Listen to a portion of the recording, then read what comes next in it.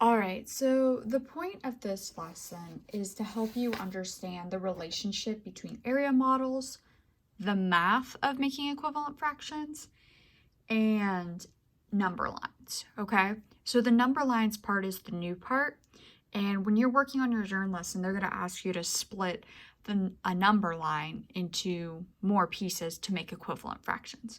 So I wanna make sure that we understand what that's gonna look like and the relationships between those numbers. So the first thing we're going to do is we're going to take a look at a number line and what they like to call an area model or a tape diagram. So this is my whole, it represents 1, and I have it divided up here. I also have a number line, and it is divided up here. So I want to go ahead and label my diagram. So I have this much. So if I look here, I see that I have 1/4. It's a little hard to read that. 1/4. And then another 4th, another 4th, and another 4th. Okay? Here I have a number line, and I've broken it into 1, 2, 3, 4 pieces. So this is 0/4, 1/4, 2/4, 3/4, and 4/4, which is equivalent to 1. Okay? So both of these are equivalent to 1. Now, the next thing that they're going to do is be like, okay, now let's make an equivalent fraction. So let's take 1/4 and break it up into 2 pieces. So now I have 1/8. So these two are 2/8. Okay? Make sure that's not blurry. And now I have 0/8, 1/8, 2/8, 3/8, 4/8, 5/8, 6/8, 7/8, and 8/8. So they're wanting you to see that these are equivalent fractions because I'm splitting it here. It's the same area colored in, it's just split into more pieces. Same thing here, it's still a 1/4, it's just split into 2 pieces, so now it's 2/8. And then we want to look at this compared to the math. So sometimes they will use the language of writing a number sentence using multiplication to show what fraction represented on the number line is equivalent to 1/4. So basically what they're wanting you to say is, okay, 1/4, use multiplication to prove that it's 2/8. It's the same thing. Well, if I multiply times 2 on the top and the bottom, I get 2/8. And I know that I'm going to have 2/8 that I'm going to multiply by 2 because I divided this into 2 pieces. Then they're going to say things like, write a number sentence using division to show what fraction represented on the number line is equivalent to 1/4. So I'm going to go ahead and start with 2/8. I'm getting to 1/4. I'm going to divide by 2 on the top and the bottom, and I get 1/4. So as you can see here, there is a relationship between our tape diagram or area model, a number line, and the math, okay? So here is the relationship. Whenever you break these up, it's the same thing as when you break it up on a number line. It's just a different form of representation. So here is what you are going to do next. We are going to look at another one.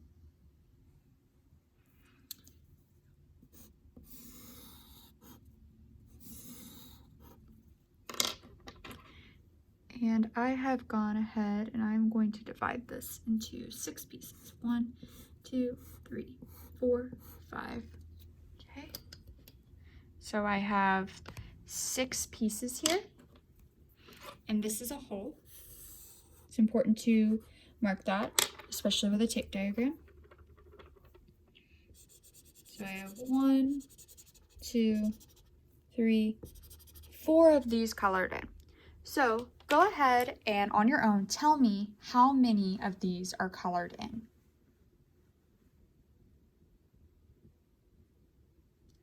All right, so you should have 4/6. So there's 1/6 here, 1/6 here, 1/6 here, and 1/6 here. So in total, we have 4/6. Go ahead now and draw a number line that represents 4/6, and go ahead and mark 4/6 on your number line. Okay, so you should have something like this. And no, it's not going to be perfect, but we do what we can.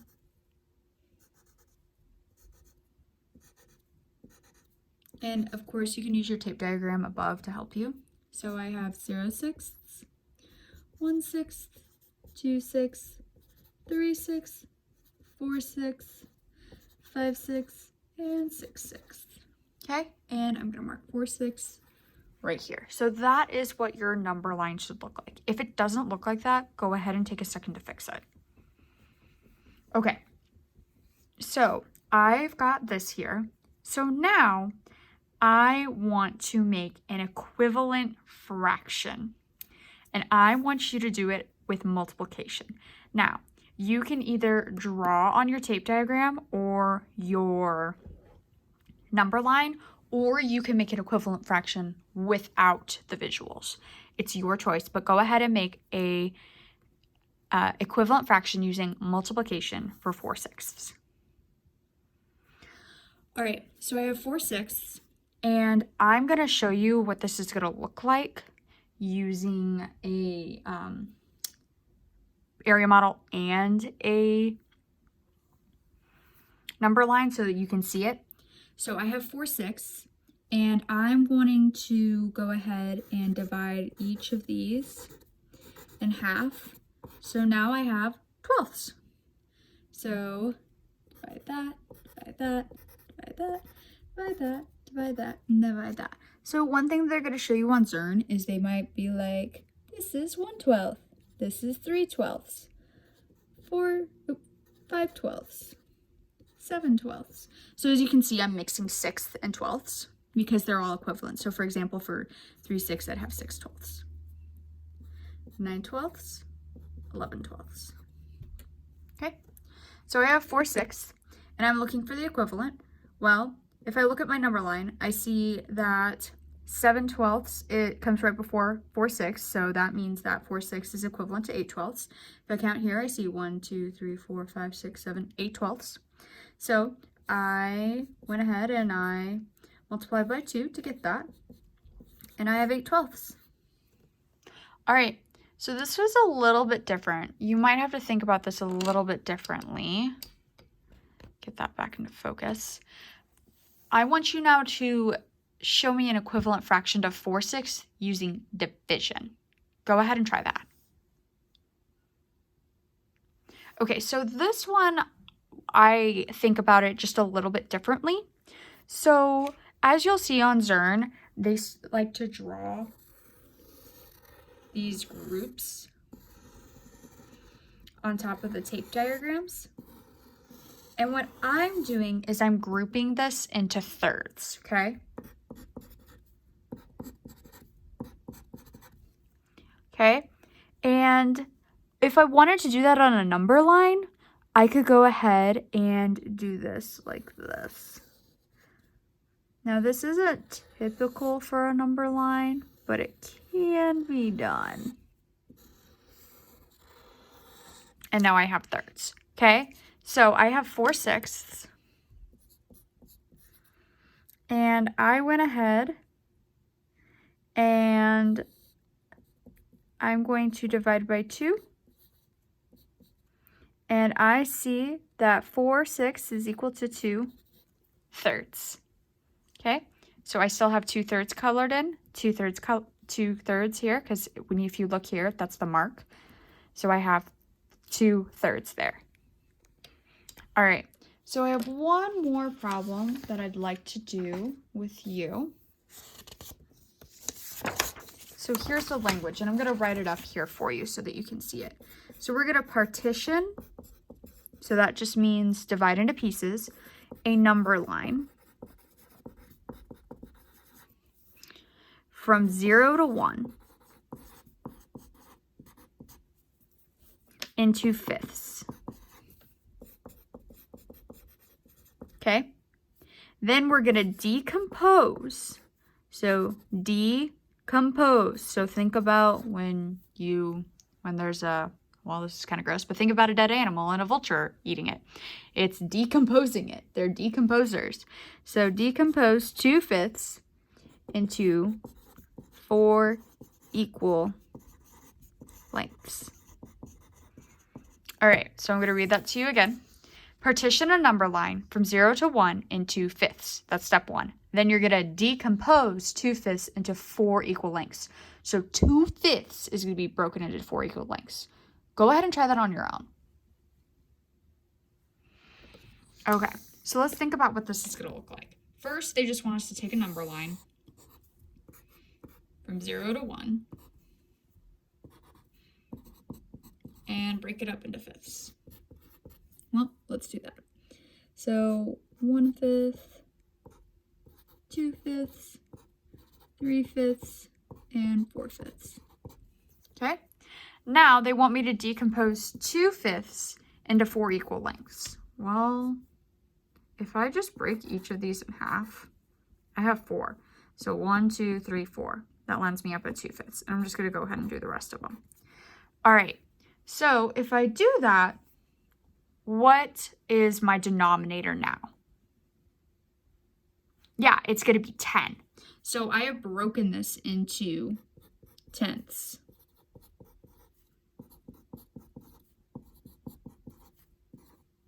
Oops.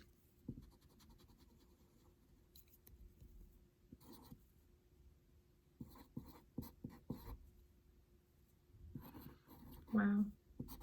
You know, sometimes we do things correctly and sometimes we don't. So I have 1/10, 3/10, 5/10, 7/10, 9/10. So all tenths and fifths involved. So you can think about it in fifths and tenths. So the next thing I want you to do is just like what we did on this page. I want you to write me a multiplication sentence to show what fraction is represented on the number line that is equivalent to 2/5. So using multiplication, show me what fraction is equivalent to 2/5. All right, so, well, 2/5 is going to be equal to 4/10. I know that because I look at my number line and what comes after 3 is 4. So, to get from 2 to 4, I'm going to multiply by 2. Get by 5 to 10, I'm going to multiply by 2. So 2/5 times 2 on the top and the bottom gives me 4/10. Now you're going to write a number sentence using division to show what fraction represented on the number line is equivalent to 2/5. So do the same thing using division. Okay, so we know that division is the opposite of multiplication. So I'm just going to divide by 2 now, and I get 2/5. All right, so this was your introduction to lesson 11. Hopefully after this video and after doing lesson 11, it all is clear to you and all those things are cohesive.